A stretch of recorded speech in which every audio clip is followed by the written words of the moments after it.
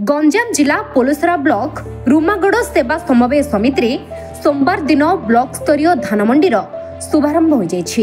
एने राज्य सरकार मत्स्य और पशु संपद मंत्री गोकुलानंद मल्लिक मुख्य अतिथि भाव जोगदे धान मंडीर शुभ उद्घाटन कर समस्त चाषी को धान मंडी संपर्कित विभिन्न सचेतनतामूलक वार्ता प्रदान करथिले, जहाँकि पोलसरा ब्लॉक समस्त चाषी माने सेमानंकर उपार्जित धान को किपरि मंडी को आनी सहज एवं सुविधारे सरकारंकर धार्य मूल्य थिबा क्विंटाल प्रति 3100 टंकारे सरकार को बिक्री करि परिबे सेने समस्त कार्यपंथा हाथ को नियाଯାଇଥିଲା।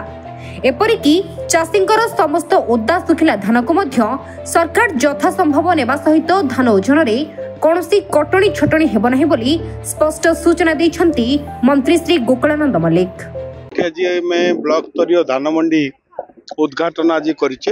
एथिरे समस्त चाषी आमर ऑफिसर माने समस्त आज जोग देइचंती जे ओडिशा रे चाषी माने उपकृत किपरि हेबे तांकर आय द्विगुणित करबा पई जानिचंती। आपण माने समस्ते धानर जो मिनिमम सपोर्ट प्राइस को मध्य वृद्धि करा जायछि 3100 टंका को एवं चाषी मानक पई जलसेचन मध्य व्यवस्था करा जाउछि।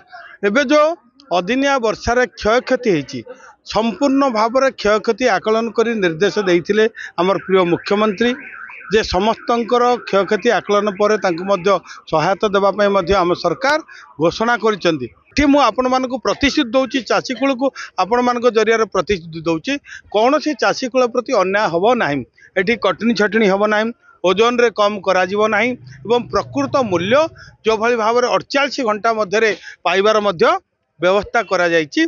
पोलसरारू मनोज कुमार घड़ेंको रिपोर्ट, न्यूज 8 ओडिया।